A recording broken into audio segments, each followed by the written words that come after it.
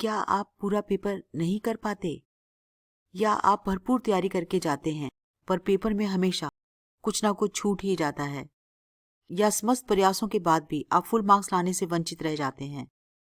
या पेपर क्यों छूटा, इसका कारण आपका लिखने की स्पीड धीमा होना है?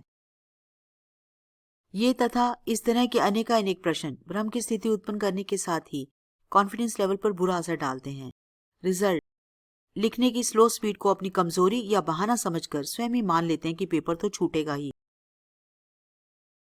हम यदि लिखने की स्पीड को बढ़ाने की कोशिश नहीं करते हैं तो उसका कारण यह है कि हमको लगता है लिखने की स्लो स्पीड को बढ़ाया नहीं जा सकता, जबकि ऐसा बिल्कुल नहीं है और प्रॉपर प्रैक्टिस से लिखने की स्लो स्पीड को बिल्कुल बढ़ाया जा सकता है।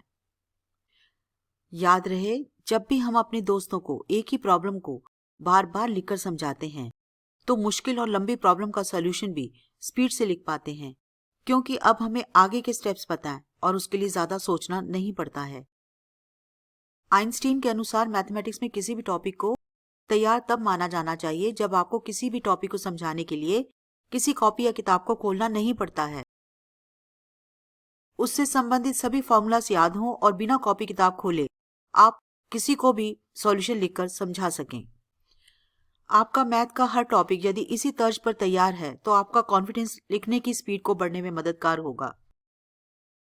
दूसरी ओर टॉपिक के तैयार ना होने पर आप हर स्टेप पर निश्चित ही सोचेंगे कि अगला स्टेप क्या होगा, और यही स्थिति आपका समय खराब करती है, जिसे आप स्लो स्पीड का नाम दे देते हैं। कभी मत भूलिए कि 365 डेज की प्रैक्टिस को सिर्फ 3 घंटे में जज किया जाता है और इसमें स्पीड भी अपने आप शामिल हो जाती है। कम प्रैक्टिस से स्पीड धीमी हो जाती है और पेपर छूटता ही है, इसलिए स्पीड को अपनी कमजोरी मत बनने दें। तय कर लीजिए कि आप पेपर को लिखने की स्लो स्पीड को पेपर छूटने का कारण नहीं बनाएंगे।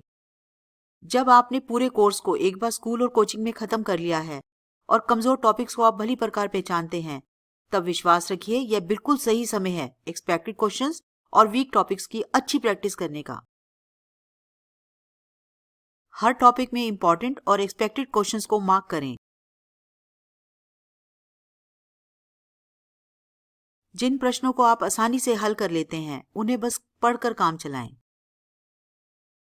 मार्क क्वेश्चंस को अच्छे से बार बार हल करें और उनसे मिलते जुलते और भी प्रश्न हल करें।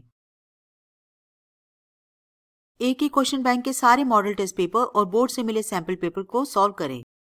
पहले स्पीड पर जोर ना दें, बल्कि हर तरह के क्वेश्चन आपसे सॉल्व हो जाएं, इस बात पर जोर दें।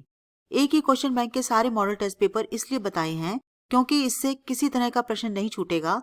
क्वेश्चन बैंक इसी तर्ज पर बनते हैं कि सभी तरह के क्वेश्चंस उनके मॉडल टेस्ट पेपर में ले लिए जाएं। यहाँ पर भी आप डिफिकल्ट क्वेश्चंस को मार्क करें। एक बार और फिर उसी क्वेश्चन बैंक को वापस सॉल्व करें।